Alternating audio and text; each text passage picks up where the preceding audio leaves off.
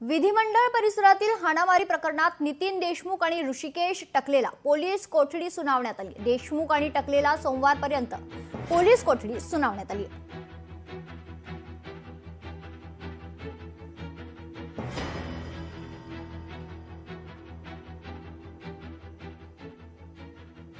नितीन देशमुख जो आरोपी जो केलेला पोलिसांनी तो लीगली पास घेऊन आतमध्ये एंट्री केलेली होती आणि ते तुम्ही जे व्हिडिओ बघितला असेल त्या व्हिडिओमध्ये तो एकटा जात आहे, पण त्याच्यावर 4 ते 5 लोकांनी अटॅक केला, त्याचं शर्ट फाटलं, म्हणजे कपडे ओढले त्याचे।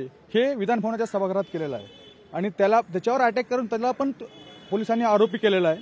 हे आम्ही कोर्टापुढे सांगितलं की आमची कोणतीही चूक नव्हती, आम्ही कोणावर बी हातवारे केलेले नाहीत। आणि महत्त्वाचं म्हणजे की पोलिसांनी जे आज रिमांड रिपोर्ट दिलेला आहे कोर्टापुढे, त्यात सांगितलेलं आहे की शासकीय कर्मचाऱ्याला जे सिक्युरिटी होते तिथे त्यांना पण धक्काबुक्की केली, पण असं आम्ही कोर्टाच्या निदर्शनास आणलं की असं कोणताही आम्ही प्रकार केलेला नाही।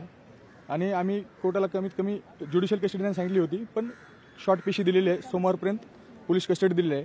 पोलिसांचं म्हणणं आलं किंवा आम्हाला जे 5-6 लोक जे आहेत अटॅक केलेले आहेत ते शोधून काढायचे, त्यासाठी त्यांनी पोलीस कस्टडी मागितली आहे।